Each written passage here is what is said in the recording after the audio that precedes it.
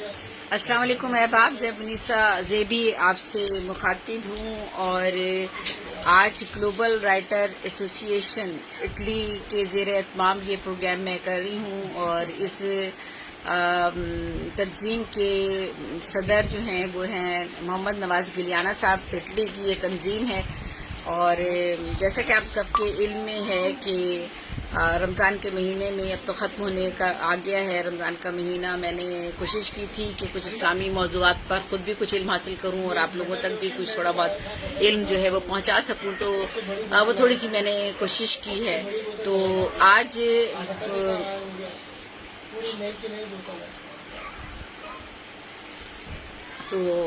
جیسا کہ میں آپ کو بتائی چکی ہوں کہ زیبنیسا زیبی میرا نام ہے، کراچی پاکستان سے میرا تعلق ہے، اور آج کا میرا موضوع ہے لیلۃ القدر، عبادات کی رات۔ تو ابن ابی عباس، جی بالکل، زیبنیسا زیبی، کراچی پاکستان سے میرا تعلق ہے، اور یہ پیج ہے جس پہ میں بات کر رہی ہوں، اس پر گلوبل رائٹر ایسوسی ایشن اٹلی۔ اور یہ ٹاپک آپ کو میں نے بتا ہی دیا، موضوع آپ کو بتا دیا، لیلۃ القدر، عبادات کی رات۔ ابن ابی عباس وابی بن کعب فرماتے ہیں کہ ماہ رمضان کی 27ویں رات میں شب قدر ہے۔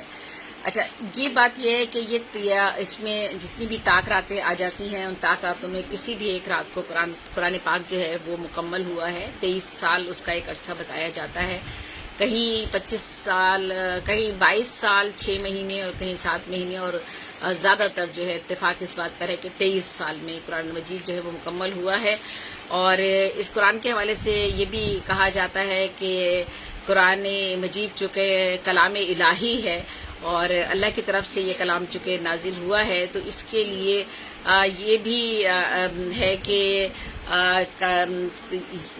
یا یہ مکمل پورا کا پورا ایک ہی رمضان میں اترا ہے، یہ صورتحال بھی ہے، اور دوسری طرف یہ صورتحال بھی ہے کہ کہیں کہیں جو بہت سی روایات ہیں، اس میں حضرت عائشہ رضی اللہ عنہ کی بھی روایت ہے، اور بہت سے لوگوں کی ہے کہ قرآن شریف کی کبھی 4 صورتیں آئیں، کبھی 2 صورتیں آئیں، کبھی اسی طرح سے آیات تو کچھ نازل ہوئیں، اور مختلف مواقع پر اور حالات کے مطابق جو ہے وہ قرآن شریف جو ہے وہ نازل ہوتا رہا۔ تو یہ قرآن شریف کے حوالے سے یہ چیزیں جو ہیں وہ مختلف جگہوں پر ہمیں پڑھنے میں ہمارے آتی ہیں۔ تو لیکن میں نے جیسے کہ ذکر آپ سے کیا کہ ابن ابی عباس وابی بن کعب فرماتے ہیں کہ ماہ رمضان کی 27ویں رات میں شب قدر ہے۔ اچھا، پھر یہ ہے کہ کس رات کو یہ مکمل ہوا، اس حوالے سے ہے کہ جب آخری عشرہ رمضان کا شروع ہو جاتا ہے تو اس میں جتنی بھی طاق راتیں آ جاتی ہیں ان میں کسی بھی دن مکمل ہوا ہے، تو طاق راتوں میں یہ تلاش کرنا اللہ تعالیٰ نے ہم مسلمانوں پر چھوڑ دیا ہے کہ تمہاری عبادات پر اب یہ منحصر ہے کہ تم جو ہے ان طاق راتوں میں سے اس بڑی رات کو تلاش کر لو، اور اس رات میں جو ہے تم اللہ تعالیٰ کے اتنے نزدیک ہو جاؤ کہ اپنے تمام زندگی کے گناہ بخشوا لو، معاف کروا لو اللہ تعالیٰ سے، اور اللہ تعالیٰ کی رضا اور خوشنودی حاصل کر لو۔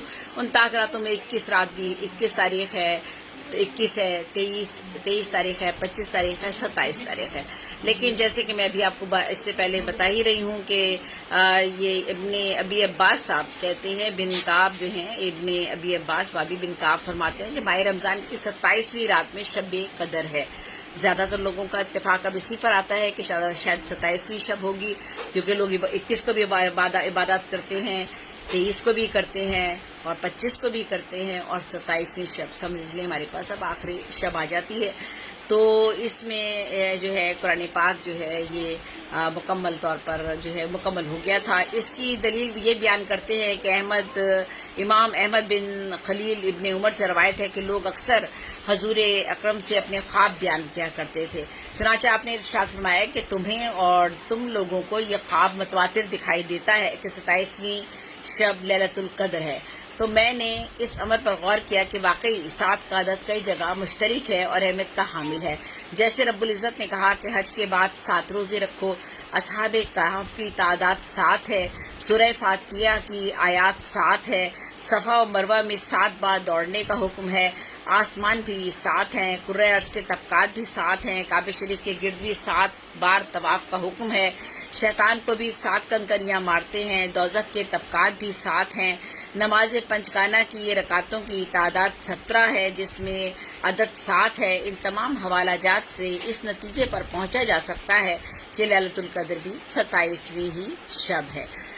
तो शब कदर माह सयाम की वो मुबारक रात है जिस रात नज़ूल कुरान हुआ। नज़ूल के लुग़वी मायने उतरना है। कुरान दोनों सूरतों में नाजिल हुआ, आहिस्ता आहिस्ता भी उतरा और यकबारगी भी उतरा, यानी 12 सूरतें हजूर पर यकबारगी उतारी गईं, जबकि 23 साल के तवील अरसे में थोड़ा थोड़ा करके कुरान का नज़ूल हुआ है। जिब्रील अलैहिस्सलाम वही की सूरत में कुरान मजीद का कलाम हज़रत मोहम्मद सल्लल्लाहु अलैहि वसल्लम तक पहुंचाते थे, इसलिए इसके लिए किसी खास जगह का तयन ना था, लेकिन पहली वही, जैसा कि हम सब के इल्म में है, गार हिरा में नाजिल हुई थी। फिर हस्बे मौका कुरान नाजिल होता रहा।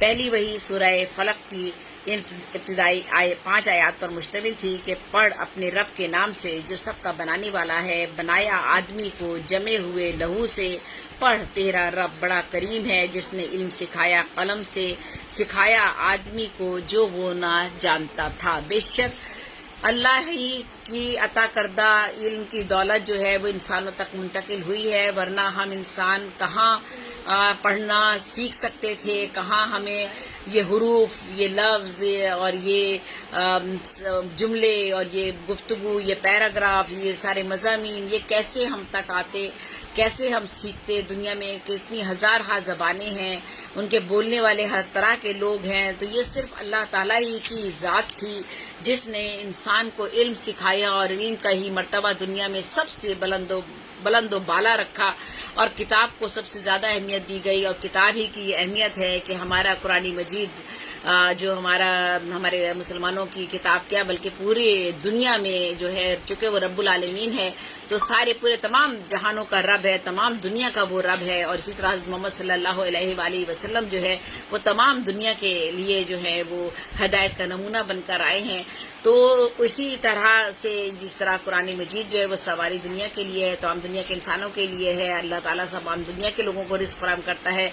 हमारे आखिरी पैगम्बर जो है वो भी तमाम इंसानों के लिए हैं। और जो है ये इल्म भी जो है ये जो उतरा है हम पर, और आखिरी किताब जो हमारे पर नाजिल हुई है, यानी हमारे से मुराद है हम मुसलमानों पर, मुसलमानों के लिए, मुसलमानों की रहनुमाई के लिए ये कुरान मजीद की शक्ल में आई है, जो इस बात का बहुत बड़ा सबूत है कि इल्म की ताकत सिर्फ इल्म ही की ताकत है और वही सबसे ज़्यादा अहमियत रखती है। और किताब जो है उसकी कितनी ज़्यादा अहमियत है कि अल्लाह ताला ने किताब नाजिल की। सबसे बड़ा इनाम जो है वो किताब है एक इंसान के लिए, और फिर ऐसी किताब जिसको आखिरी किताब और कलाम इलाही जिस जो है वो अल्लाह का कलाम इलाही उस किताब के ज़रिए हम तक पहुंचा, तो उसकी कितनी ज़्यादा अहमियत होगी। तो जब हम जब हम यही बात हम कर रहे हैं कुरान के नज़ूल की कि अल्लाह ताला ने इस कुरान में जब सबसे पहली सूरत अता की तो उसमें यही कहा कि उस आदमी को कहा जिस आदमी की कोई हैसियत नहीं थी, जो लहू के एक कतरे से, एक छोटे से जर्रे से उस इंसान को पर गोश्त बनाया, फिर उसके अंदर जान डाली, फिर उसे जिंदगी दी, फिर अशरफ़े मखलूक का दर्जा देकर उसे दुनिया में भेज दिया गया और उसके आगे दुनिया रख दी, दुनिया की हज़ार नियमतें रख दी, और उसको इस बात का दुनिया को उसके आगे उसने ये इल्म सारा फैला दिया और कहा कि अब ये तुम्हारे ऊपर है कि इस इल्म को तलाश करो। फिर उसके अंदर अल्लाह ताला ने इंसान बनाने के बाद उसको इस बात के लिए भी उसको जो है वो तैयार किया, या ज़हनी तौर पर उसको इस तरफ माइल किया गया कि देखो अच्छाई और बुराई जो है वो दोनों चीज़ें मैंने तुम्हारे आगे रख दी हैं, फैसला तुमने करना है कि तुमने अच्छाई की तरफ जाना है या बुराई की तरफ जाना है। और इसकी हदायत देने के लिए हमें जो है वो कुरान मजीद के साथ साथ हुजूर सल्लल्लाहु अलैहि वसल्लम की ज़िंदगी का अमली नमूना जो है वो हमारे सामने पेश किया और ये कर बताया कि देखें ये दीन फितरत है, क्योंकि अगर ये दीन फितरत ना हो तो हम कोई भी चीज़ जो भी कुरान मजीद में आई है या जितनी भी अहादीस है, हदीस क्या है, कुरान मजीद में आया हुआ वो इल्म है जिसको हुजूर सल्लल्लाहु अलैहि वसल्लम ने जो है उसे बयान किया, कौलन अमलन और फेलन जो है उसे कुरान मजीद उसे हज़रत मोहम्मद सल्लल्लाहु अलैहि वसल्लम ने बयान किया और अमली तौर पर उसे करके दिखाया। इसका मतलब है कि दीन फितरत है, क्योंकि अमली तौर पर हर वो चीज़ जिसका हुक्म आया है वो हुजूर ने करके दिखाई है अपने अमल के ज़रिए। چاہیے.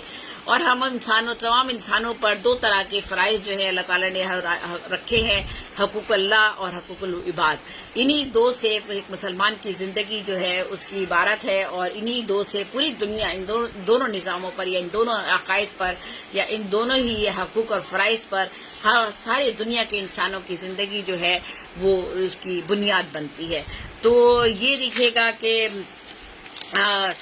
یہ ایک حدیث ہے کہ جبرائیل علیہ السلام سائل بن کر ایک حاضر ہوئے اور دریافت فرمایا ایمان کیا ہے، اسلام کیا ہے، احسان کیا ہے. جب وہ حضور سے جواب پا کر چلے گئے تو رسول اللہ نے صحابہ سے فرمایا جبریل تھے جو اپنی باتیں سکھانے آئے تھے. آپ پر یہ پہلی وحی ماہ رمضان کے شب قدر میں نازل ہوئی اور آخری وحی بھی لیلۃ القدر میں ہی نازل ہوئی.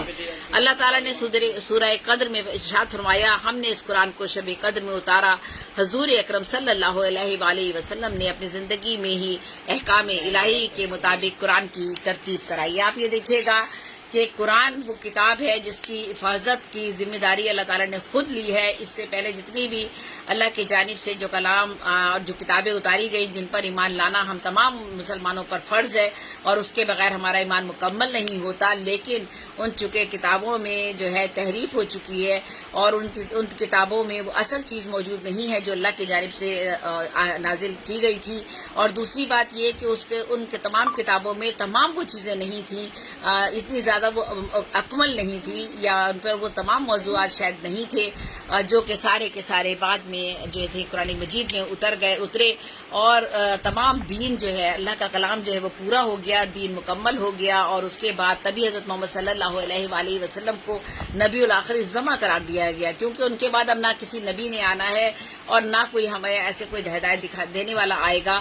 اور اگر ہمارا یہ ایمان ہے، یہ عقیدہ ہے، اور جو اس کے اندر ذرا سی بھی ترمیم کرتا ہے اور حضور صلی اللہ علیہ وآلہ وسلم کو آخر نبی الزماں ہم سب مسلمان مانتے ہیں، اگر اس میں ذرا سا بھی ہماری نیت میں ذرا سا بھی فرق آ جاتا ہے، یا ہم کسی اور کو جو ہے ذرا سا مرتبے میں آگے پیچھے کرنے کی کوشش کرتے ہیں، تو ہم کافر سے بھی کیا بلکہ ہمارا جو مقام اور مرتبہ ہے وہ جہنم سے بھی میں کیا بات کروں کہ اس سے بھی کہاں ہمارا مرتبہ اور مقام پہنچتا ہے. اس لیے ہمیں کہا گیا ہے کہ آخر زمان جو ہمارے ہیں وہ حضرت محمد صلی اللہ علیہ وآلہ وسلم کی ذات ہے، اور اس پر ایمان ہمارا سب سے بڑا عقیدہ ہے.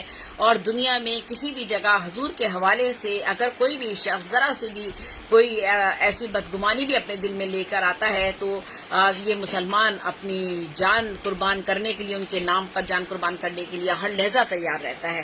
تو یہ حضور کی ذات ہے، یہی ان کا مرتبہ اور مقام ہے. اور ان کا مرتبہ و مقام اللہ کے نزدیک کیا ہے کہ وہ اللہ کے محبوب ہیں، اللہ تعالیٰ ان سے محبت کرتا ہے، اور ان پر ہم درود بھیجتے ہیں، اللہ بھی ان کے اوپر درود بھیجتا ہے. یہ مقام اور مرتبہ حضور کا ہے.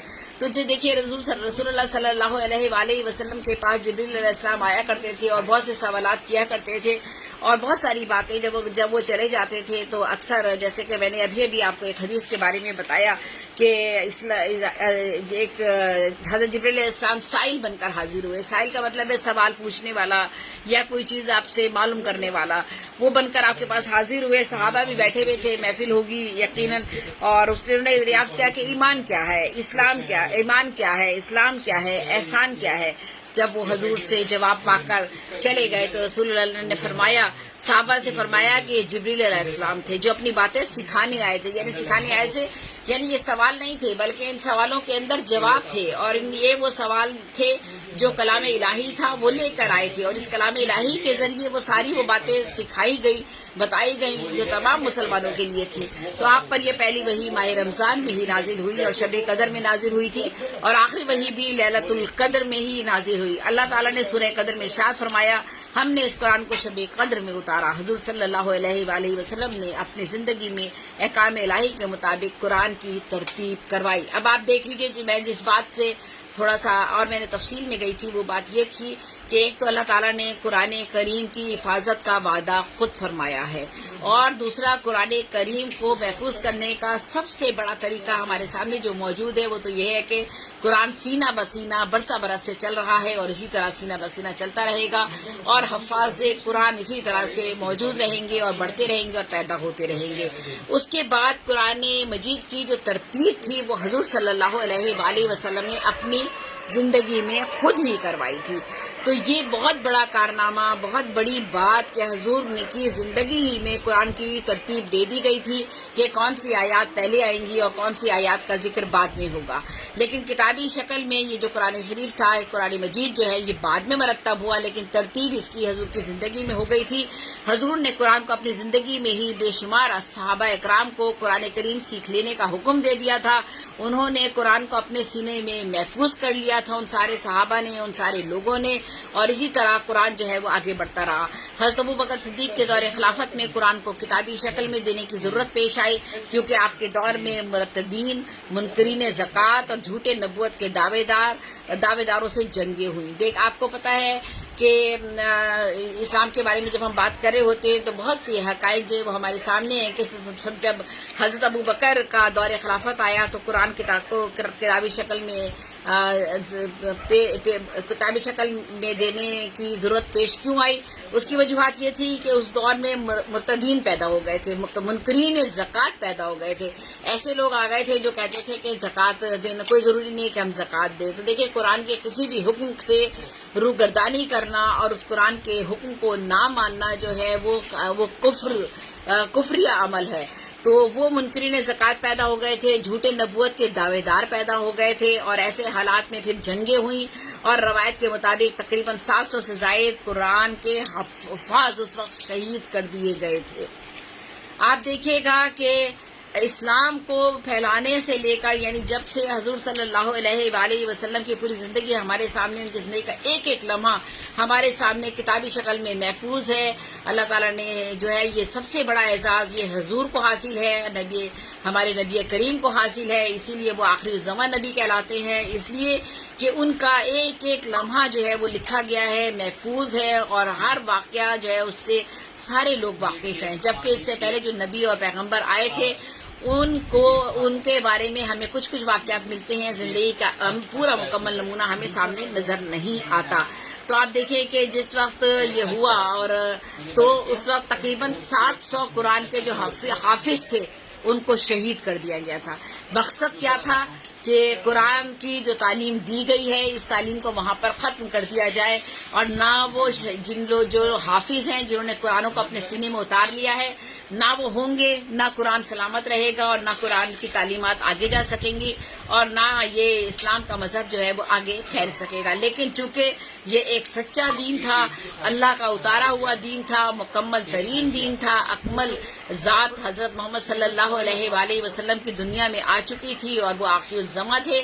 کتنے ہی نبوت کے دعوے ہوئے، کتنے ہی جھوٹے لوگوں نے جو تھے وہ دعووں کے ساتھ ساتھ منکرین پیدا ہو گئے تھے اس وقت. لیکن اس سب کے باوجود لوگوں نے 700 قرآن کے حفاظ جو تھے ان کو شہید بھی کر دیا. اس کے باوجود آپ دیکھیے کہ قرآن مجید جو ہے وہ کس طرح سے آج بھی محفوظ ہے، اور ہمیشہ تا حشر محفوظ رہے گا، کیونکہ اس کی حفاظت کا وعدہ خود اللہ تعالیٰ نے کیا ہے. اور یہ سچا دین ہے. اگر یہ دین سچا نہ ہوتا تو یہ آج مطلب اتنے بڑے دنیا میں ظالمانہ رویے اپنائے گئے ہیں، اور اس سے پہلے بھی جو پیغمبر آئے اور انہوں نے جو اپنی زندگیاں وقف کی لوگوں کو صحیح راستوں پر لانے کے لیے، آپ دیکھیں ان کو کتنے مظالم کا سامنا کرنا پڑا، کس طرح سے ان کے ساتھ ظلم ہوا، ستم ہوا، المیہ واقعات سے وہ گزرے. اور پھر لیکن اس کے بعد اللہ تعالیٰ نے 1,24,000 جو تھے وہ پیغمبر اتارے. اور پھر آخر میں جب ہمارے نبی کا جب ظہور ہوا، ہمارے نبی جب پیدا ہوئے، اور جب ہمارے نبی اکبر جو تھے وہ دنیا میں تشریف لائے، تو آپ سمجھ لیے اللہ تعالیٰ نے دین مکمل ہمارا کر دیا. تو اس کا مطلب یہ تھا کہ آپ قرآن کی بات کریں یا ہمارے دین کی بات کریں تو کوئی اگر یہ سمجھتا ہے کہ اسلام ختم کر سکتے ہیں ہم، یا کتنی بھی دنیا میں سازشیں ہو جائیں، یا کتنی بھی دنیا میں لوگ جو ہے وہ اسلام کے خلاف ایک محاذ کھڑا کر لیں یا کچھ بھی کر لیں، اس جس کی حفاظت کا وعدہ اللہ تعالیٰ نے کر لیا ہے، اور جو سچا دین ہے وہ ہمیشہ موجود رہے گا، اور ہمیشہ ہمیں اپنے حق اور سچ کی طرف اور جو ہے وہ نیکی کی طرف جو ہے ہمیں اپنی طرف بلاتا رہے گا. یہ بات الگ ہے کہ ہم میں سے جو برے لوگ ہیں وہ اللہ کی طرف راغب نہیں ہوتے ہیں اور نہیں راغب ہو پاتے، اور وہ دنیاوی عیش و عشرت میں مست رہتے ہیں، اور وہ اللہ کی تعلیم تعلیمات کو جو اہمیت نہیں دیتے ہیں، جیسے کہ اس سے پہلے بھی قوموں نے کیا. پھر اس کے بعد اللہ تعالیٰ کے عذاب نازل ہوتے ہیں اور وہی ہمارے لیے دنیا میں نشانیاں چھوڑ کر جاتے ہیں جو ہمیں یہ بتاتے ہیں کہ دیکھیں عذاب کسے کہا جاتا ہے. یہ اللہ تعالیٰ کی ناراضگی کا جو ہے، اللہ تعالیٰ کی ناراضگی جو ہے وہ کیا کچھ نہیں ہو سکتا اللہ تعالیٰ اگر ہم سے ناراض ہو جائے. تو بہرحال میں یہی بات کر رہی تھی کہ اس حادثے نے، چونکہ 700 قرآن کے جو حفاظ تھے جب وہ شہید کر دیے گئے تو یہ بہت بڑا حادثہ تھا. اور حضرت عمر کو اس بات کا پھر احساس ہوا کہ قرآن کو محفوظ رکھنے کے لیے کتابی شکل کی انتہائی ضرورت ہے. کیونکہ دیکھیں قرآن شریف جب سینوں میں اتار لیا گیا تو انہوں نے سینوں میں جن لوگوں نے قرآن اتار لیا تھا ان لوگوں کو انہوں نے مار دیا، شہید کر دیا. ہمارے تو نہیں، وہ تو شہید ہو گئے، شہادت کو رتبہ انہوں نے پایا. ایک حافظ کی زندگی شہادت کی زندگی ہوتی ہے اگر وہ شہید کر دیا جائے اللہ کی راہ میں. تو پھر یہ حضرت عمر نے جو تھا قرآن کو کتابی شکل میں محفوظ کرنے کے لیے انہوں نے کہا اس کو کتابی شکل دی جانی چاہیے. انہوں نے حضرت صدیق اکبر سے مشورہ کر کے، حضرت عمر نے صدیق اکبر سے مشورہ کیا، حضرت زبیر بن ثابت کی نگرانی میں قرآن جمع کیا اور جمع کرایا گیا، اور حضرت عثمان کے دور خلافت میں قرآن کو قرت کے مطابق جمع کیا گیا، یعنی قرت باقاعدہ کی گئی اور اس طرح اس کو جمع کیا گیا. حضرت عثمان رضی اللہ عنہ کی ہدایت پر حضرت حفصہ کے پاس محفوظ اصل قرآن سے مزید 7 نسخے مکمل کرائے گئے تاکہ ان کے مطابق قرأت کی جائے. اس وجہ سے حضرت عثمان کو جامع القرآن کا لقب سے یاد کیا جاتا ہے. یعنی حضرت عثمان کا رتبہ اور مقام کتنا اہم ہے، کیونکہ ان کو جامع القرآن کے لقب سے یاد کیا جاتا ہے، کیونکہ انہوں نے قرآن مجید کو جامع شکل دی اور جگہ جمع کیا انہوں نے قرآن مجید کو، اور کتابی شکل میں وہ پھر ہمارے سامنے محفوظ ہوا. اسی وجہ سے حضرت عثمان کو جامع القرآن کا لقب بحیثیت کیا جاتا ہے. قرآن کی حفاظت کی ذمہ داری خود اللہ تعالیٰ نے لے لی ہے. ارشاد خداوندی ہے کہ بے شک ہم نے قرآن کو آہستہ آہستہ نازل کیا اور بے شک ہم ہی اس کی حفاظت کرنے والے ہیں. تو میں نے جیسا کہ شروع میں کیا ہے کہ کسی جگہ کہا گیا کہ شاید پورا کا پورا آیا، لیکن پورا کا پورا نہیں ہے. جہاں تک تمام دلائل اور ثبوت ہمارے سامنے موجود ہیں وہ یہی کہتے ہیں کہ قرآن آہستہ آہستہ نازل ہوا ہے، کیونکہ جو واقعات ہیں قرآن شریف کے وہ مختلف موقعوں پر جو ہے وہ صورتیں اتری ہیں اور مختلف مواقعوں پر وہ صورتیں آئی ہیں. جیسے جیسے حالات ہوتے گئے، واقعات ہوتے گئے، انہی حالات اور واقعات کے مطابق جو ہے وہ صورتیں جو ہے یا وہ کلام جو ہے اللہ کی طرف سے جبریل علیہ السلام لے کر آتے تھے، اور وہی جو ہے ہدایت اور وہی جو رہنمائی کے راستہ تھا وہ آپ جو تھے وہ حضور صلی اللہ علیہ وسلم کے پاس لے کر آیا کرتے تھے. تو اسی طرح سے یوں تو ماہ سیام کا ہر دن، یعنی ماہ سیام سے مراد رمضان کا مہینہ، رمضان کے مہینے کا ہر دن ہر شب میں رحمت خداوندی کا نزول ہوتا ہے. یعنی پورا کا پورا مہینہ جو ہے یہ سارے مہینوں کا سردار کہلاتا ہے رمضان کا مہینہ. یوں تو پورا کا پورا مہینہ ہی رحمت خداوندی ہے. اس کا ہر دن جو ہے وہ رحمت خداوندی کی جو ہے ایک نزول ہوتا ہے اللہ تعالیٰ کی رحمتوں کا. لیکن شب قدر وہ خصوصی رات ہے جس کا تذکرہ قرآن میں سورہ قدر میں اس طرح کیا گیا ہے کہ ہم نے اس قرآن کو شب قدر میں نازل کیا. اور تمہیں کیا معلوم کہ شب قدر کیا ہے؟ شب قدر 1000 مہینوں سے بہتر ہے. اس میں ملائک اور ارواح اپنے رب کی اجازت سے ہر حکم لے کر اترتے ہیں. سلامتی ہے وہ رات طلوع صبح تک، اور پس ہزاروں مہینوں کی عبادت اس شب کی عبادت سے کم ہے. اس پوری رات اللہ تعالیٰ کے حکم سے ملائک اور روح الامین زمین پر اترتے ہیں. تو یعنی کہا گیا کہ یہ شب قدر کی جو رات ہے 1000 مہینوں سے بہتر ایک رات ہے. اس میں ملائک اور روح ارواح جتنی بھی ہے وہ سب رب کی اجازت سے ہر حکم لے کر جو ہے وہ زمین پر آتے ہیں، اور رات سے لے کر طلوع صبح تک موجود رہتے ہیں زمین پر. اور ہماری 1000 دعائیں عبادات جو ہے وہ قبول کی جاتی ہیں. تو پس ہزاروں مہینوں کی عبادات اس شب کی ایک عبادت سے، ہزاروں مہینوں کی عبادات اس شب کی عبادت سے کم ہے. اس پوری رات اللہ تعالیٰ کے حکم سے ملائکہ روح الامین زمین پر آتے ہیں. عبادت گزار، نیک، پرہیزگار اور اللہ کے فرمانبردار بندوں میں نیکیاں بانٹتے ہیں. اسی لیے پوری رات کو مسلمان عبادت میں مصروف رہتے ہیں تاکہ اللہ کی جانب سے عنایت کردہ نیکیوں میں حصہ دار بن سکیں. اس شب نزول قرآن مسلمانوں کی ہدایت اور رہنمائی کے لیے بھیجا گیا، جس میں زندگی کے تمام مسائل کا حل موجود ہے. مسلمانوں کے لیے آخرت میں ذریعہ نجات ہے. جو لوگ اس شب عبادت میں مشغول رہتے ہیں اور سچے دل سے اپنے گناہوں سے توبہ اور استغفار کرتے ہیں، اللہ تعالیٰ ان کے گناہ معاف فرما دیتا ہے. اس رات ہر جائز دعا، درازی عمر کی دعا، روزگار، خیر و برکت کی دعا قبول ہوتی ہے. یہ مقدس اور برکت والی رات ہے. ہر مومن کے لیے مصائب سے نجات کی رات ہے. اس رات کو شکر گزاری میں مصروف رہنا چاہیے. سبحان اللہ کی تسبیح پڑھنا، لا الہ الا اللہ کا ورد کرنا، سورہ قدر کی تلاوت کرنا، نماز میں نوافل ادا کرنا، درود شریف کثرت سے پڑھنا اور استغفار کرنے کے ساتھ ساتھ قرآن کی تلاوت کرنا افضل ہے۔ تو اے لوگوں، ادھر ادھر ہم بھٹک رہے ہیں، ادھر ادھر ہم رزق کے لیے بھیک مانگتے پھر رہے ہیں، بے روزگاری کے لیے دروازوں پر دستکیں دیتے پھر رہے ہیں، لمبی عمر کے لیے، بیماریوں سے محفوظ رہنے کے لیے پتہ نہیں ہم کیا کیا وظیفے کرتے پھر رہے ہیں۔ لیکن اللہ تعالیٰ نے جتنا آسان طریقہ ہمیں بتا دیا ہے، ہم اس آسان راستے کو اپنانے کے لیے ہرگز بھی تیار نہیں ہے۔ تو یہ ہماری غفلت نہیں ہے تو کیا ہے؟ تو ابھی بھی وقت ہے، لیلۃ القدر ہمارے سامنے موجود ہے۔ ہمیں اس رات کو، جتنی افضل رات ہے، اس میں ہم نے جتنی بھی دعائیں اللہ تعالیٰ سے مانگی ہیں ہم مانگ سکتے ہیں۔ وہ قبول کرنے والا ہے، وہ غفار الرحیم ہے۔ نبی کریم صلی اللہ علیہ وآلہ وسلم نے فرمایا، میری امت کی سب سے بہترین عبادت قرآن کی تلاوت ہے۔ عبادات کی مختلف اقسام ہیں، مگر تلاوت قرآن کو افضل بتایا گیا ہے۔ بہت سے لوگ ایسے ہیں جنہوں نے قرآن نہیں پڑھا ہوا، وہ قرآن نہیں پڑھ سکتے ہیں۔ ایسی صورت میں آپ قرآن سن سکتے ہیں۔ آج ہر شخص کے ہاتھ میں موبائل ہے، سیل ہے ہر شخص کے ہاتھ میں۔ ہم سیل پہ اپنے گھنٹوں برباد کرتے ہیں۔ کیا ہم اس پر کیا علم حاصل نہیں کر سکتے؟ کیا دینی علم حاصل نہیں کر سکتے؟ کیا آپ دین کی باتیں نہیں سمجھ سکتے؟ ضرور، بالکل سمجھ سکتے ہیں۔ تو اگر ہم قرآن نہیں پڑھ سکتے یا قرآن کا علم ہمارے پاس اگر نہیں ہے، عربی ہمیں نہیں آتی ہے یا ہم قرآن نہیں پڑھ سکے کسی وجہ سے، یا جو لوگ نہیں جانتے، تو وہ اس طرح بھی عبادات میں شامل ہو سکتے ہیں۔ درود شریف حضور پر بھیج سکتے ہیں، ساری رات جو ہے وہ نفل نمازیں پڑھ سکتے ہیں۔ تو یہ تمام طریقے ہیں۔ سبحان اللہ کی تسبیح پڑھ سکتے ہیں، لا الہ الا اللہ کا ورد کر سکتے ہیں، سورہ قدر کی تلاوت کر سکتے ہیں، نماز میں نوافل ادا کر سکتے ہیں۔ تو یہ سارے طریقے ہیں۔ پوری رات نہیں تو کم از کم کچھ دیر کے لیے بھی ایسا کر سکتے ہیں۔ نبی کریم صلی اللہ علیہ وآلہ وسلم نے فرما دیا تھا کہ میری امت کے لیے سب سے بہترین عبادت قرآن کی تلاوت ہے۔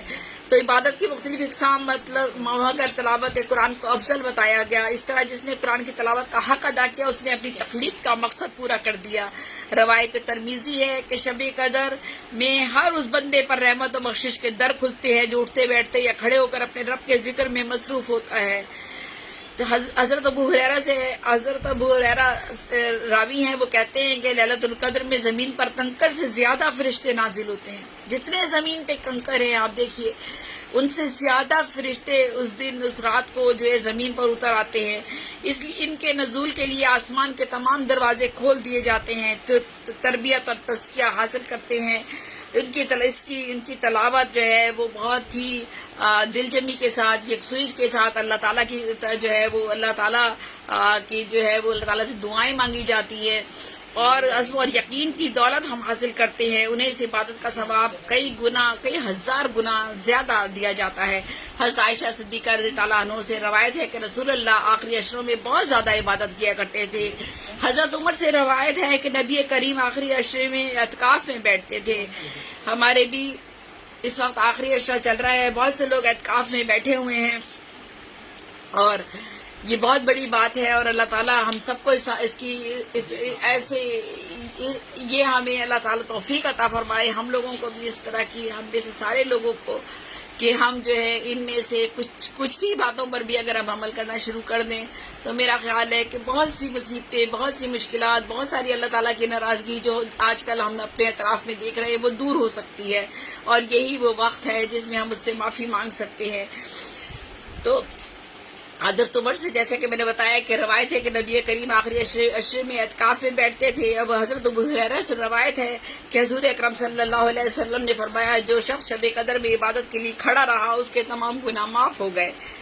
یہ حضرت سلمان فارسی سے روایت ہے کہ ماہ شعبان کی آخری تاریخ کو حضور اکرم نے ہم کو ایک خطبہ دیا اور ارشاد فرمایا، اے لوگوں، تم پر ایک نہایت عظمتوں اور برکتوں والا مہینہ سایہ فکن ہو رہا ہے۔ اس مبارک مہینے کی ایک رات جو لیلۃ القدر ہے ہزاروں مہینوں سے افضل ہے۔ تم اس عظیم اور مقدس رات میں اللہ سے اپنے گناہوں کی توبہ کرو، اپنی مغفرت اور بخشش طلب کرو۔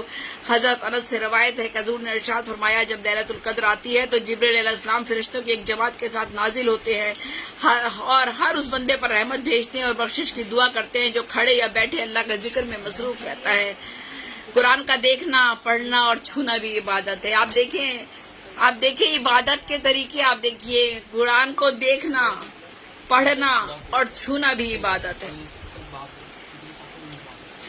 قرآن کی سورہ انعام میں ذکر ہے کہ قرآن کریم کی تلاوت کا ہر جز ایک مستقل نیکی ہے، ہر حرف نیکی ہے۔ قرآن اللہ تعالیٰ تک رسائی اور اس کے قرب کا بہترین ذریعہ ہے۔ تمام عبادات اور اطاعت کا مقصد اللہ کی رضا اور خوشی کا حصول ہے۔ قرآن حقوق العباد کی ادائیگی کا حکم دیتا ہے جس سے شر سے محفوظ معاشرے کا قیام عمل میں آتا ہے۔ اللہ کی معرفت اور بندگی کا مقبول اور مستند طریقہ، خدا کی ذات و صفات کا صحیح علم قرآن حکیم ہی میں مخفی ہے۔ قرآن ایک جامع، مربوط، واضح اور مکمل کتاب ہے۔ یہ علم و حکمت کا سرچشمہ ہے، نہایت ہی بلاغت کا بے مثل نمونہ ہے۔ اس کی ہدایات حقیقت و صداقت کی آئینہ دار ہے۔